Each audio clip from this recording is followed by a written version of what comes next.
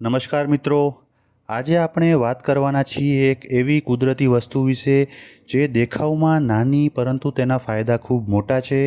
આપણે વાત કરી રહ્યા છીએ તકમરિયા, જેને સબ્જા સીડ્સ તરીકે પણ ઓળખવામાં આવે છે. ઘણા લોકો તકમરિયાનો ઉપયોગ માત્ર ફાલુદા કે શરબતમાં જ કરે છે, પરંતુ શું તમે જાણો છો કે આ નાનકડા બીજ તમારા પાચનતંત્ર, હૃદય, હાડકાં, ત્વચા અને વજન નિયંત્રણ માટે પણ ખૂબ જ ફાયદાકારક હોઈ શકે છે. આ વિડીયોમાં આપણે જાણીશું તકમરિયા શું છે, તેને કેવી રીતે ખાવા, તેના અદ્ભુત 25 ફાયદાઓ વિશે. આ વિડીયો અંત સુધી ચોક્કસ જોતા રહેજો, કારણ કે છેલ્લા કેટલાક ફાયદા તમને ચોક્કસ આશ્ચર્યચકિત કરી દેશે. તો ચાલો મિત્રો આગળ વધીએ. સૌપ્રથમ જાણીએ તકમરિયા શું છે. તો મિત્રો, તકમરિયા સ્વીટ બેઝિલ એટલે કે તુલસીનો એક ખાસ જાતિના બીજ છે. આ બીજ કાળા રંગના અને ખૂબ નાના હોય છે. જ્યારે તેને પાણીમાં 15થી 20 મિનિટ માટે પલાળવામાં આવે છે, ત્યારે તેની આસપાસ જેલી જેવી પારદર્શક પરત બની જાય છે. આ જેલીમાં ભરપૂર ફાઇબર, ખનિજો અને પાણી હોય છે, જે તેને આરોગ્ય માટે ખાસ બનાવે છે. નંબર 1, શરીરને ઠંડક આપે. મિત્રો, તકમરિયાનો સૌથી મોટો ફાયદો એ છે કે તે શરીરને અંદરથી ઠંડક આપે છે. ઉનાળાની ગરમીમાં શરીરમાં વધતી ગરમી, બેચેની અને બળતરા ઘટાડવામાં મદદરૂપ બની શકે છે. નંબર 2, ડિહાઇડ્રેશનથી બચાવે. મિત્રો, તકમરિયા પાણી શોષી લે છે અને લાંબા સમય સુધી શરીરમાં હાઇડ્રેશન જાળવવામાં મદદ કરે છે. ગરમીના દિવસોમાં તે ખૂબ ઉપયોગી બની શકે છે. નંબર 3, વજન ઘટાડવામાં મદદરૂપ.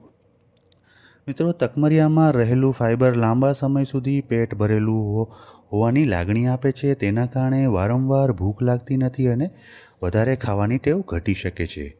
નંબર 4, પાચન સુધારે. મિત્રો, તકમરિયા પાચનતંત્રને સક્રિય બનાવવામાં મદદ કરે છે.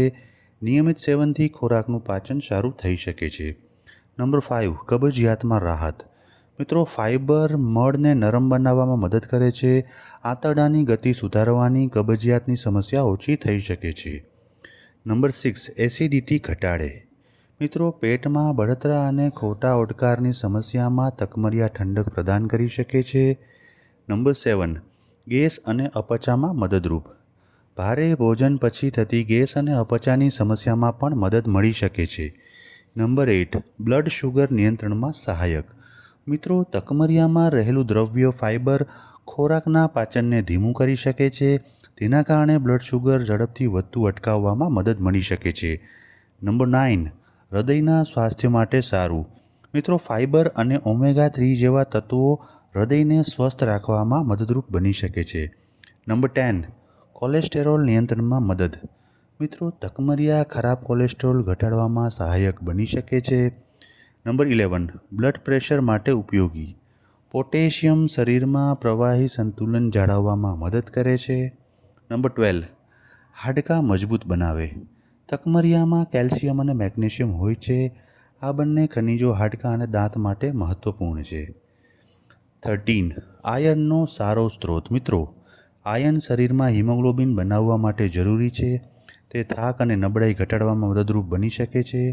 નંબર 14, ઉર્જા વધારે. તકમરિયામાં રહેલા પોષક તત્વો શરીરને ઉર્જા પ્રદાન કરવામાં મદદ કરી શકે છે. નંબર 15, રોગપ્રતિકારક શક્તિમાં વધારો. તકમરિયામાં રહેલા એન્ટીઓક્સિડન્ટ્સ શરીરની રક્ષણાત્મક શક્તિને ટેકો આપે છે. નંબર 16, શરીરમાં સોજો ઘટાડવામાં મદદ. કેટલાક સંશોધનો અનુસાર બેસિલ સીડ્સમાં બળતરા વિરોધી ગુણધર્મો હોઈ શકે છે. નંબર 17, ત્વચાને ચમકદાર બનાવે. એન્ટીઓક્સિડન્ટ્સ ત્વચાને ફ્રી રેડિકલ્સના નુકસાનથી બચાવવામાં મદદ કરે છે. નંબર 18, વૃદ્ધત્વની અસરને ધીમી કરે. મિત્રો, નિયમિત સંતુલિત આહાર સાથે લેવાતા એન્ટીઓક્સિડન્ટ્સ ત્વચાની તંદુરસ્તી જાળવવામાં મદદ કરે છે. નંબર 19, વાળ માટે ફાયદાકારક. મિત્રો, પ્રોટીન અને ખનિજો વાળના સ્વાસ્થ્યને ટેકો આપે છે. નંબર 20, શરીરની કુદરતી સફાઈમાં મદદ. ફાઇબર આંતરડામાં જમા થયેલા કચરાને બહાર કાઢવામાં મદદરૂપ બની શકે છે. નંબર 21, ઉપવાસ દરમિયાન ઉપયોગી. લાંબા સમય સુધી પેટ ભરેલું રાખવા મદદ મળવાથી ઉપવાસ દરમિયાન તે ઉપયોગી બની શકે છે. નંબર 22, ગરમીથી થતી તકલીફોમાં રાહત. લૂ લાગવી, વધુ તરસ લાગવી અથવા શરીરમાં ગરમી વધી જવી વગેરે પરિસ્થિતિઓમાં સહાયક બની શકે છે. નંબર 23, ખેલાડીઓ માટે ઉપયોગી. વર્કઆઉટ પછી હાઇડ્રેશન જાળવવા માટે મદદરૂપ બની શકે છે. નંબર 24, માનસિક શાંતિ માટે સહાયક. મેગ્નેશિયમ જેવા ખનિજો નર્વસ સિસ્ટમના સામાન્ય કાર્યમાં મદદ કરે છે. નંબર 25, આખા પરિવાર માટે ઉપયોગી સુપરફૂડ. યોગ્ય માત્રામાં લેવામાં આવે તો તકમરિયા બાળકો, યુવાનોનો, વૃદ્ધો માટે પોષણનો સારો સ્ત્રોત બની શકે છે. હવે મિત્રો જોઈએ કે તકમરિયા કેવી રીતે ખાવા. તકમરિયા હંમેશા પલાળીને જ ખાવા.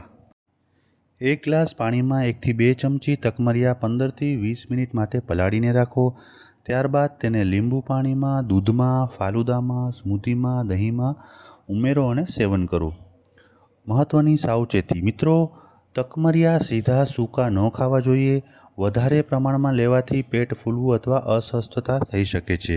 જો તમે કોઈ ગંભીર બીમારી માટે દવા લેતા હોવ તો ડૉક્ટરની સલાહ ચોક્કસ લેવી જોઈએ. તો મિત્રો, આશા રાખું છું કે તકમરિયાના ફાયદાઓ આ વિડીયો દ્વારા તમને જાણવા મળ્યા હશે. જો તમને આ વિડીયો પસંદ આવ્યો હોય તો લાઈક કરો, કોમેન્ટ કરો અને તમારા મિત્રો અને પરિવારજનોમાં તેને અવશ્ય શેર કરો. મિત્રો, તકમરિયા એક નાનું પરંતુ ખૂબ જ ગુણકારી કુદરતી સુપરફૂડ છે. તે શરીરને ઠંડક આપે છે, પાચન સુધારે છે, વજન નિયંત્રણમાં મદદ કરે છે અને સ્વાસ્થ્ય માટે અનેક રીતે લાભદાયક છે. ટૂંકમાં આપણે એવું કહી શકીએ મિત્રો કે તકમરિયા કુદરતે આપેલી એક અમૂલ્ય ભેટ છે, જેને આપણે જેટલી ઝડપથી અને જેટલા વહેલા જાણી લઈએ અને તેનો વધુમાં વધુ યોગ્ય રીતે ઉપયોગ કરીએ તો આપણા શરીર માટે તે ખજાનો સાબિત થઈ શકે છે અને આપણા સ્વાસ્થ્ય માટે તે એક અદ્ભુત ભેટ સાબિત થઈ શકે છે. જો આ વિડીયો તમને ઉપયોગી લાગ્યો હોય મિત્રો, તો તમારા મિત્રો, પરિવારજનો અને દોસ્તોમાં તેને શેર કરો. અને જો તમે અન્ય કોઈ વિષય ઉપર વિડીયો જોવા માગતા હો તો મને ચોક્કસ કોમેન્ટ બોક્સમાં લખો.